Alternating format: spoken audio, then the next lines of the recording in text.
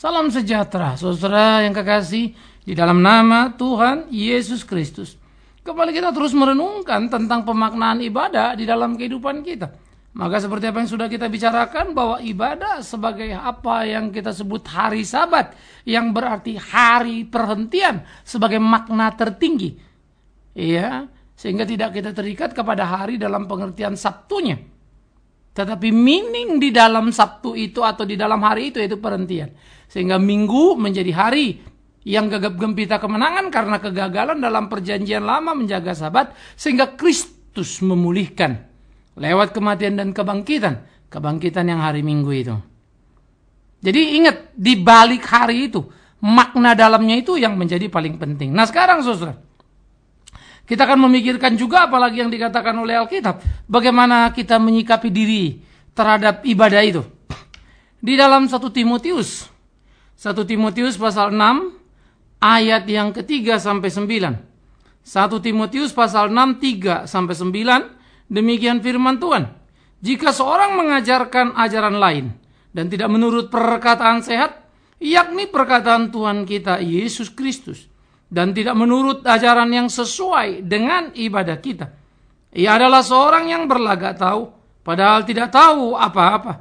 Penyakitnya ialah mencari-cari soal dan bersilat kata, yang menyebabkan dengki, cedera, fitnah, curiga, percekcokan antara orang-orang yang tidak ingin berpikiran sehat dan yang kehilangan kebenaran, yang mengira ibadah itu adalah suatu sumber keuntungan. Memang, ibadah kalau disertai rasa cukup memberi keuntungan besar, sebab kita tidak membawa sesuatu apa ke dalam dunia, dan kita pun tidak dapat membawa apa-apa keluar. Asal ada makanan dan pakaian cukuplah.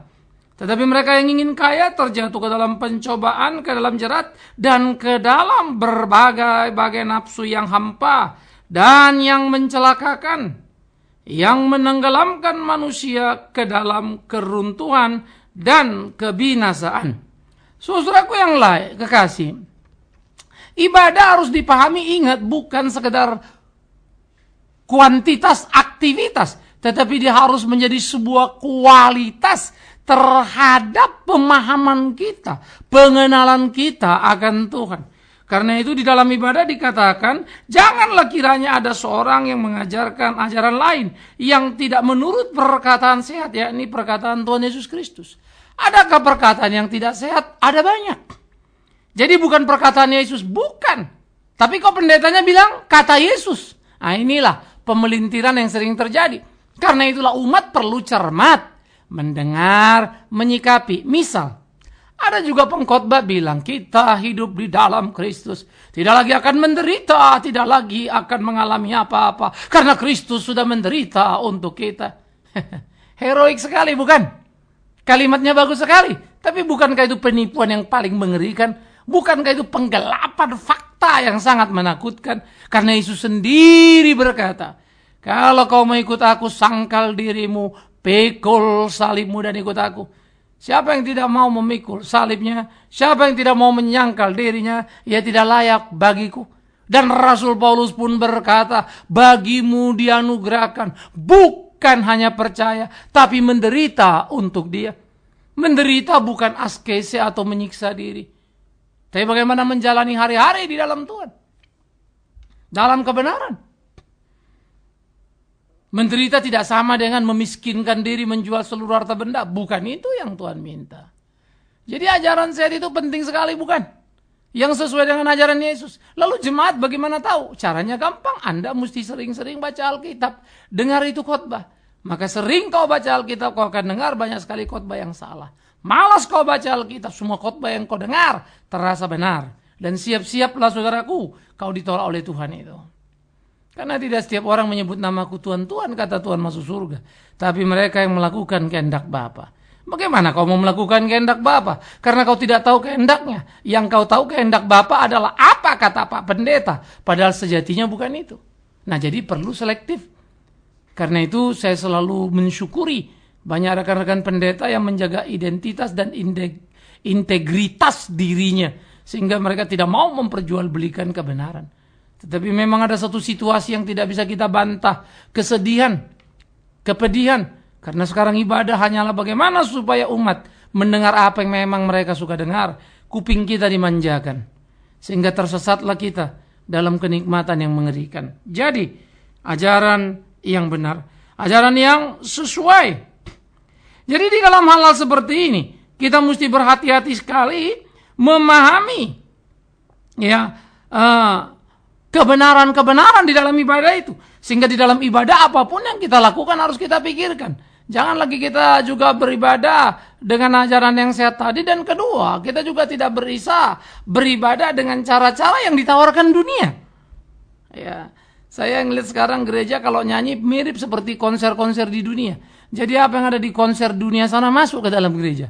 Jadi bukan gereja mempengaruhi dunia, dunia dipengaruhi gereja. Satu waktu nanti saya akan bahas betapa puji-pujian sudah melenceng. Ya, sehingga dia tidak lagi menyentuh kepada inti dari jiwa yang berelasi dengan Tuhan, tapi hanya memuaskan emosi lalu berdalih, Tuhan hadir, aku merasakannya. Nah, ini penipuan dengan emosi. Jadi penuh dengan kebahayaan. Ya, maka nanti kita akan menemukan itu secara perlahan-lahan. Tetapi dalam bagian ibadah ini, maka kita tidak sedang membeli suasana, saudaraku. Kita tidak menghadirkan suasana yang menyenangkan orang.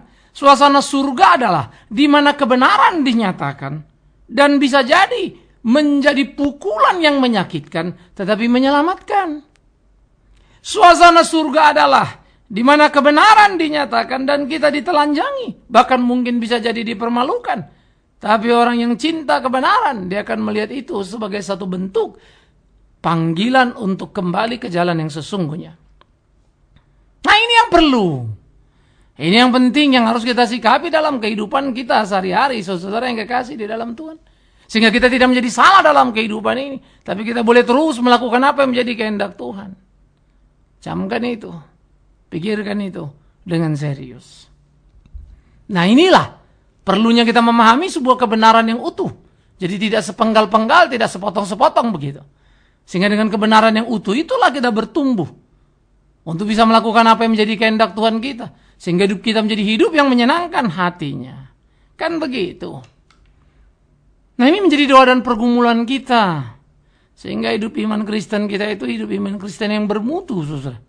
Tidak jadi iman yang sembarang. Seenaknya. Jadi ingat, gereja itu bukan suasana ibadah, bukan suasana emosinya, suasana pestanya. Saya kalau ke sana itu enak deh, Pak. Wah, sound sistemnya, ininya, itunya. Lah kalau itu nggak ada terus kamu jadi apa? Emang Tuhan hadir di situ. Tuhan kan hadir di hatimu, bukan di kupingmu. Pikirkan itu baik-baik. Tuhan hadir di hatimu, bukan di matamu yang bisa lihat apa yang enak, dengar apa yang enak.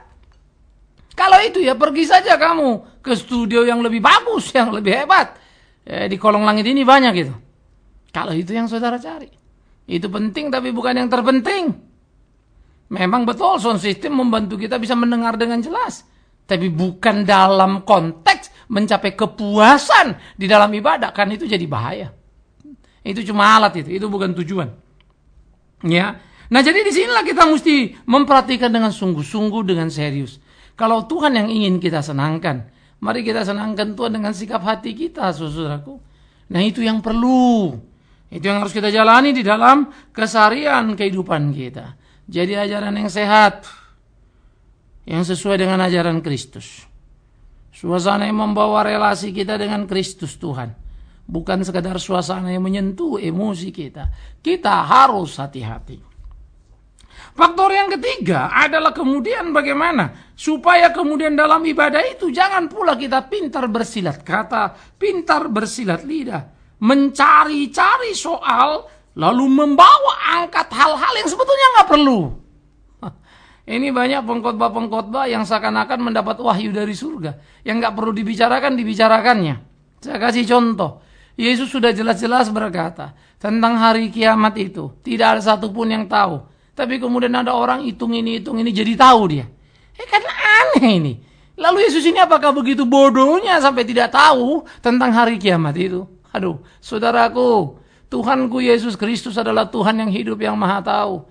Tapi dia rela tidak tahu akan hari itu karena dia mengosongkan dirinya pada waktu dia menjadi manusia. Ditanggalkannya seluruh atribut keilahiannya. Baca Filipi 2. Tetapi kemudian banyak orang sekarang yang begitu sok taunya berbicara tentang akhir zaman. Kapan dan bagaimananya. Dari mana kau tahu waktunya? Wahyu baru. Ironis. Inilah orang yang mau bersilat kata, bersilat lidah, tidak banyak tahu. Saya hanya berandai-andai. Andai kata Indonesia misalnya seperti Barat lah begitu ya. Orang ngomong salah bisa kita kritik, hantam terbuka, aduh indah sekali. Tapi kalau kita ngomong ntar orang salah ngerti lagi, dibilang sombong lah, apalah. Kadang-kadang saya sedih juga. Padahal kita mau menyatakan kebenaran. Bahwa sesungguhnya sejatinya banyak sekali kesalahan yang disimpang siurkan. Nanti kemudian orang paling ngomong apa-apa cuma mau benar sendiri. Lu bukan mau benar sendiri, kita kembali ke Alkitab. Argumentasi mana yang mengatakan itu? Kan mestinya begitu ya. Wah, kalau di luar mah biasa itu. Yang ngomong satu baris dia analisa. Ditunjukkan kesalahan yang fatal itu. Saya tidak yakin kita di Indonesia cukup siap. Tapi dalam kelompok kecil, itu saya sudah lakukan. Belajar, lihat, ini gini, ini gini. Alkitab bilang ini, dia bilang gini. Ayo, coba lihat di mana kebenarannya. Jadi terlalu banyak sebetulnya orang, hanya karena fasih lidahnya, bisa bicara, dia sudah berkata-kata. Tapi sebetulnya kalau saudara memperhatikan, apa yang dikatakannya, pengetahuannya sangat menggelisahkan. Ikuti tiap pengkhotbah. 10 kali kau ikuti mungkin kau mulai terkejut, jangan-jangan 5 kali. Kenapa? Karena modal khotbahnya sebetulnya itu-itu saja. Tidak bergerak. Yang kedua, ikuti semua pengkhotbah. Lalu bertanya jawab dengan pengkhotbah itu. Tanyakan apa saja yang kau tanyakan. Bisa berantakan dengan khotbahnya itu. Karena banyak sekali orang berkhotbah. Itu khotbah orang lain dicomotnya, dibacanya, dikhotbahkannya. Bukan hasil pergumulannya, pembelajarannya. Bukan. Atau apa yang dia dengar dari orang. Sehingga itu bukan milik batinnya yang bergumul dengan Tuhan. Nah itu yang bikin jadi celaka. Tapi kalau orang mau bergumul dengan Tuhan, bergaul dengan Tuhan, Tuhan akan memberikan pencerahan. Setiap siapapun itu. Mana mungkin anak Tuhan tidak bisa mengajarkan kebenaran, bukan? Nah jadi ini bagian yang mesti kita pentingkan. Sehingga di dalam ibadah yang menjadi baik, ibadah yang hidup adalah di mana ajaran yang benar, yang sehat yang diajarkan. Di dalam ibadah yang baik, yang hidup, berpusat kepada Kristus. Bukan suasana ibadahnya, tapi kehadiran Kristus dirasakan dengan sikap hati yang menyembah. Bukan cuma ngomong, ya mari kita puji dia dengan hati kita, dengan sungguh-sungguh. Sudah sungguh-sungguh kau kelihatannya ngomong dengan hatimu, tapi sesungguhnya kau tidak sungguh-sungguh. Namanya sungguh-sungguh apa susahnya sih diomongin? Ya, atau kemudian yang berbicara, berlaga tahu padahal tidak tahu, hanya karena fasih lidah. Sehingga kadang-kadang saya juga makin bingung lihat orang Kristen. Si anu enak lupa. Waduh dari awal sampai akhir kita ketawa terus. Sampai saya nggak ngerti lagi. Sebetulnya orang ke gereja itu mau mendengar suara Tuhan, kebenaran firman, atau mau cari lawakan sih. Heran. Mendingan dengerin acara tukul lah. Kalau mau lucu-lucuan. Kan begitu toh. Banyak acara pelawak lain yang lebih lucu. Ikut itu saja. Ironis kita ini saudaraku. Kita hina gereja, kita hina rumah Tuhan. Dan herannya, kita menghina dengan kebanggaan. Ya, ini saya pikir perlu hati-hati. Ada satu orang bilang, ya nggak apa-apa dong Pak, itu kan bakat dia. Bukan ini masalah bakat apa tidak. Maaf saudara, saya entrepreneur yang cukup baik kalau mau berbicara urusan itu. Jauh sebelum saya jadi pendeta, saya biasa bawa acara. Ngomong di membawa acara pernikahan, ulang tahun pernikahan dan seterusnya. Saya sering kali diundang. Saya bisa bukan saja berbicara tapi menciptakan acara-acara yang cukup menarik. Ya, dan saya mampu untuk berbicara dan membuat orang tertawa. Itu urusan kecil itu. Tapi bukan itu persoalannya. Ya kalau lagi kita bercanda, ya bercanda. Ya, kita pergi rombongan. Ya, jalan Holy Land Tour misalnya. Di bus itu kita bisa 40 sampai 60 cerita, bola-balik, main saling ganti-ganti. Wah, suasana bisa hidup setengah mati. Ya, tapi memang suasana lagi untuk jok-jokan begitu kan. Ya, ayo. Gitu lah. Tapi nanti dulu, ini kan bukan ibadah. Lagi ibadah lah. Mari kita serius. Kan gitu saudara ya. Tentu saja ada tawa di situ kalau memang penting, tapi jangan lari dari konteksnya. Ceritanya apa, urusannya apa, larinya kemana. Iya kan? Nah, jadi kita perlu berhati-hati. Nah, karena itulah faktor keempat menjadi faktor yang datang mengerikan. Yaitu faktor mencari keuntungan dalam ibadah. Jadi dikatakannya ibadah itu dikiranya suatu sumber keuntungan. Tetapi kemudian Paulus bilang memang ibadah itu membawa keuntungan kalau. Lah ini kaitannya apa ini? Satu pihak dia bilang cari keuntungan, lain pihak dia bilang memang membawa keuntungan kalau. Ya, dia memang memberi keuntungan kalau kita menyadari hidup kita tidak bawa apa-apa ke dalam dunia, bukan? Pulang pun gak bawa apa-apa. Maka ibadah adalah membuat hubungan kita dengan Tuhan. Sehingga kita mempunyai warisan apa-apa. Warisan surga yang mulia. Persekutuan dengan Tuhan yang mulia. Haleluya. Oh, indahnya saudara. Tapi mereka menjadikan sumber keuntungan itu apa? Untung materi. Sehingga kebaktian bisa jadi sumber cari uang. Perpuluhan ditekankan terus. Kalau diberi perpuluhan, lalu membangun pekerjaan Tuhan yang sejati, menolong banyak orang di sekitar kita. Alangkah indahnya. Semua orang bisa merasakan berkat Tuhan. Tapi kalau kemudian untuk memperkaya diri, alangkah ironisnya. Bagaimana kita bisa menjalani berkata kita melayani Tuhan, tapi kita memperkaya diri kita lalu bilang ini berkat dari Tuhan. Jujur sajalah. Ya, saya naik mobil. Saya punya rumah sendiri dan bukan kontrak. Saya sudah menahan beberapa aspek sebetulnya yang bisa membuat saya lebih kaya kalau saya mau. Tapi itu pun saya masih merasa kurang layak. Terlalu banyak batin saya menjerit, kesulitan orang terlalu banyak. Nggak bisa kita tolong semua. Hati menangis. Rasanya kalau bisa itu kita pegang semua orang langsung beres persoalannya. Tapi tidak bisa. Yang satu saja dengar gini rasanya sedih sekali. Kita bantu sebisa kita bantu. Tapi berapalah. Sometimes keterbatasan kita ada. Jadi hati menjerit terus. Rasanya dahaga melayani Tuhan. Ya, sehingga walaupun saya tidak sekaya dari apa yang saya bisa jauh lebih kaya, tetap saya merasa gelisah. Karena saya rasa saya masih terlalu kaya. Tapi dengan jujur, saya belum punya keberanian yang cukup misalnya untuk hidup jalan kaki, lalu lepas semuanya. Ironis, saudara. Ini pergumulan batin saya dan saya harus jujur sebagai pendeta. Ya, satu pihak saya sudah bisa bangga dong ya. Tidak ngejar-ngejar kekayaan sekalipun saya bisa 3-4 kali lipat dari sekarang. Tapi satu pihak, sekarang saya merasa masih tetap cukup kaya dibandingkan orang yang kekurangan. Dan tidak bisa menolong orang terlalu banyak. Sekalipun saya sudah menolong. Batin rasanya begitu sulitnya.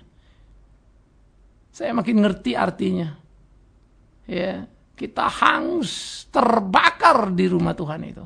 Karena kalau kita bersama dengan Tuhan, mengerti tentang Tuhan, betapa banyak yang harus kita kerjakan. Ini jadi pergumulan-pergumulan serius, saudara-saudara. Karena itu ayo bertuhan yang baik. Bertuhan yang benar. Bukan untuk mencari keuntungan kita. Maafkan saya akan mengkritik dengan keras. Tiap orang yang menekankan, berikan persembahan, Tuhan akan kembalikan pada kau banyak kali. Saya akan selalu membicarakan itu. Mengerikan sekali. Tuhan yang kasih kau semua uang yang ada di kantongmu, di dompetmu dan harta bendamu. Berani-beraninya kau memberi kepada dia dan berhitung berharap kembali. Tuhan memberi napas sebelum kau bangun pagi yang bisa diambilnya waktu kau tidur. Tidakkah itu kemurahannya? Kau pikir kau siapa? Apalagi lebih gila, bilang 30, 60, 100 kali lipat. Padahal itu soal hidup berbuah. Hidup di benih ditanam di tanah yang subur. Buah, lalu benihnya jadi uang. 30 kali lipatnya jadi materi. Serakah kalilah kita orang Kristen ini. Untung 2 kali lipat saja sudah bagus. 30, 60, 100 kali lipat. Apa enggak serakah sekali itu orang Kristen? Penjahat besar kita ini kan. Nah, orang diiming-iming seperti itu, apa ini hidup ini? Celakalah kita. Itu sangat menakutkan. Nanti itu kita akan bicara dalam aspek persembahan. Bagaimana pemanipulasian dan penggeseran karena ketidakmengertian dan juga ada faktor kesengajaan untuk mengambil keuntungan dari berbagai ayat. Nah, jadi Anda mesti ngelihat dong, kalau sudah tahu salah ya salah. Nah, tapi kita seringkali kompromi, bahkan mencari argumentasi untuk tetap ada di tempat yang salah karena kenikmatan, faktor pertemanan, persahabatan, sudah biasa. Kita lebih suka dengan situasi yang salah daripada terpisah dengan teman-teman kita dan bertemu sang kebenaran Kristus Tuhan itu. Gelisahkan hatimu. Pikirkan itu baik-baik. Jangan ada di tempat di mana kau senang tapi Tuhan tidak. Berada di tempat di mana Tuhan senang. Ya, ini perlu. Ya, ini penting, saudara perhatikan. Silakan Anda melihat ke kiri, ke kanan. Uji segala sesuatu. Jangan mudah percaya. Termasuk, jangan mudah percaya kepada perkataan Bikman Sirait. Pendeta. Evaluasi. Amat-amati. Betul nggak itu? Murni tidak itu? Jadi ibadah itu bukan sekedar aktivitasnya. Ibadah memang memberikan kepada kita keuntungan, tetapi karena kesadaran keterkaitan kita dengan Tuhan. Makanya lah Paulus bilang, orang-orang yang ingin cepat kaya langsung hancur. Loh, apa hubungannya kaya sama ibadah? Nah itu tadi. Doa, ibadah, kasih persembahan supaya kaya. Kembali sekian kali lipat. Jahat sekali ya. Oh, ini kan janji Tuhan Pak yang kita klaim. Tanyalah dirimu, tanyalah hati nuranimu. Tak perlu saya mendebat. Coba pikirkan baik-baik dengan hati nuranimu. Kau penjahat, aku penjahat. Mati binasa kita ini. Ke neraka kita ini. Ditebus Yesus dengan cinta kasihnya. Dipindahkannya kita ke surga. Mau apa lagi kau? Tidak ada uang kita pun kita harusnya bersyukur pada dia. Sakit parah, tergeletak pun kita harus bersyukur pada dia. Toh kita ini sudah masuk neraka mestinya. Dan kalau kita miskin dan kalau kita sakit parah lalu mati. Toh kita mati ke surga karena penebusannya, bukan? Apa tidak serakah itu? Sudah diselamatkannya kita. Diberikannya nyawanya. Tapi masih diri kita pusat pikiran kita. Bukannya berbagi. Lalu kau bilang lagi mungkin, wah kan kalau kita kaya Pak bisa tolong yang lain. Tanya dirimu. Kau yang paling puas apa orang lain yang tertolong? Jujur saja pada hati nurani kan. Nah di situ kita bisa hidup. Memang gaya hidup ini tidak mudah untuk dilawan. Tapi janganlah membenarkan diri yang salah saudaraku. Supaya Tuhan jangan murka kan. Nah, mari kita perhatikan diri kita baik-baik. Mari kita hidup sesuai kehendak Tuhan kita dengan baik-baik. Sehingga dengan demikian kita boleh menjalani hari-hari kita dengan penuh tanggung jawab kepada Tuhan kita. Dan hidup kita bisa menyenangkan hatinya. Jadi temukan ibadah yang sejati itu ibadah yang bukan sekedar aktivitas. Tetapi ada kualitas di sana. Ingat ajaran yang sehat. Yang sesuai dengan ajaran Kristus Yesus Tuhan kita. Ingat bukan suasana perasaanmu. Tetapi bagaimana hatimu memuliakan dia. Dan kalau hatimu memuliakan Tuhan sangat tergantung pada situasi. Maka saya akan berkata, celakalah kau. Karena kau tidak pernah bisa menemukan Tuhan dalam konteks yang benar. Itu sangat menyedihkan. Dan aspek yang ketiga. Dalam beribadah, hati-hati. Jangan sampai kau terjebak pada mereka yang berlagak tahu tapi tidak tahu. Yang memutarbalikkan fakta memelintir ayat untuk kepentingan diri. Dan yang keempat, keuntungan dalam ibadah adalah persekutuan kita dengan Tuhan dan kedekatan kita yang luar biasa. Bukan kekayaan materi yang membuat kita menjadi gila. Memberi persembahan pun berharap supaya kembali lipat-lipatnya luar biasa. Camkan itu. Jangan kau pikir kau rohani. Baca ayat itu baik-baik. Apa hubungannya sebetulnya? Tapi mereka yang pengen kaya jadi jatuh dengan ibadah. Itu yang Paulus mau katakan. Kiranya Tuhan menolong kita. Tuhan memampukan kita. Semakin hari semakin menemukan pemaknaan hidup kita dalam ibadah kita pada Tuhan kita. Takutlah akan Tuhan. Taatlah padanya. Tunduk pada firman-Nya. Itu akan menyelamatkan kita. Kau, aku, kita semua. Amin. Mari kita berdoa. Tuhan, kami bersyukur, kami berterima kasih. Karena Engkau menolong menuntun bimbing kami dalam hidup kami. Sehingga kami boleh menjalani hari-hari kami seperti apa yang Tuhan mau. Tuhan, kami mengucap syukur, kami berterima kasih. Karena dari pertolongan-Mu dan karya-Mu yang ajaib itu. Kami mengerti dalam memaknai hidup ini. Dan hidup kami boleh sesuai dengan kehendak-Mu. Tuhan, kami berterima kasih. Karena itu jadikan kami laskar-Mu yang tangguh. Di pergumulan zaman yang tak sederhana. Supaya hidup kami selalu bersama-Mu. Dan ibadah kami kira makin hari makin murni. Sehingga ibadah kami tak berpusat pada diri. Tapi pada Engkau Tuhan yang sejati. Demi Yesus Kristus Tuhan kami.